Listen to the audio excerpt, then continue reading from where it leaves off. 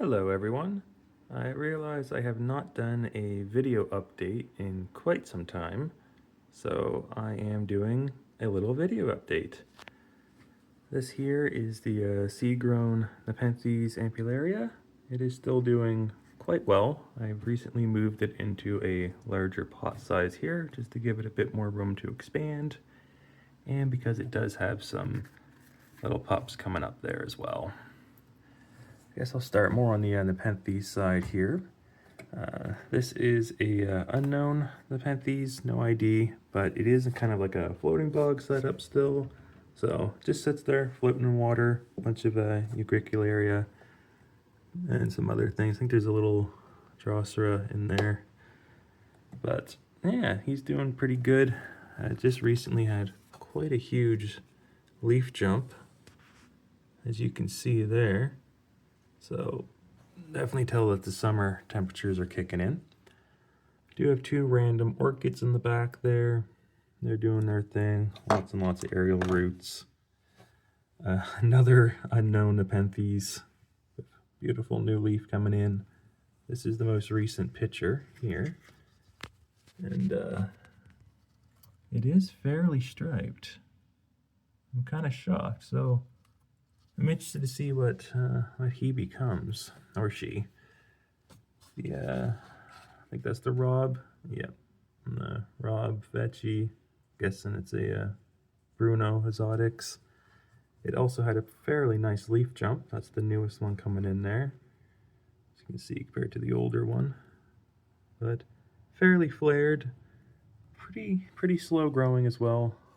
But might give it a new pot. I think it's been in that one for about a year or two, so definitely time for freshening up. The guy in the back there would be my Vecchi Mount Murad. It is I think it's a striped X candy striped. I find it doesn't hold its pictures all too well. They kind of will hold good and then just have a sudden collapse and dry up. But when you get the pictures, they do have some fairly nice striping going on there. But again, I find they just, or at least right now, it degrades quite quickly. But honestly, it might be some of my carrot too at times. I'm just getting a bit more into it again. I have been slack over the winter, I will admit. But I'm going to turn him around, do it like that. I do have some AMI, however the heck you pronounce that one, seedlings here.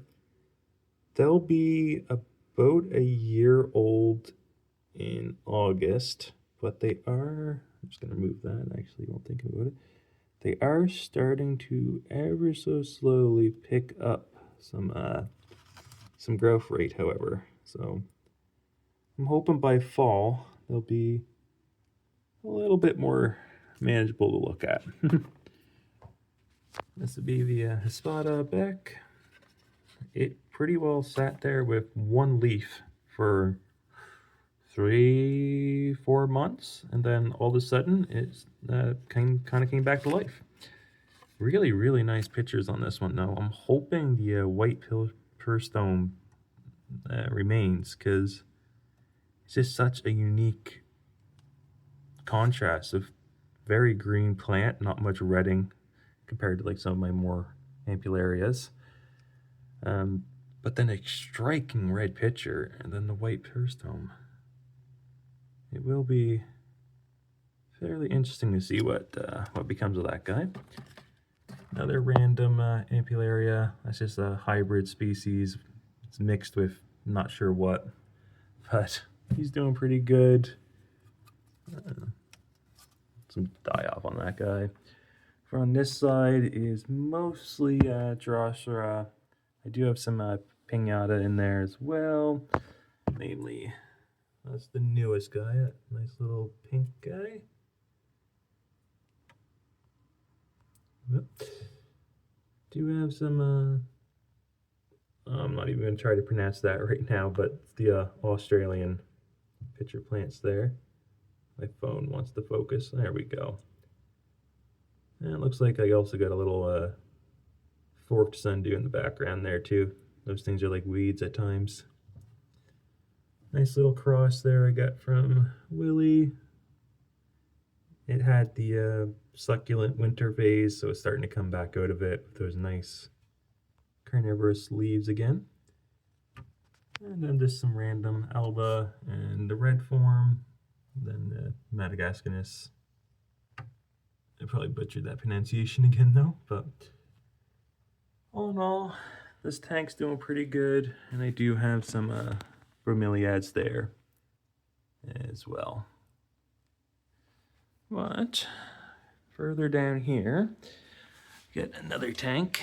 This is mostly Drosera, lots of forked sundews. They're getting a fairly good size onto them, as you can see.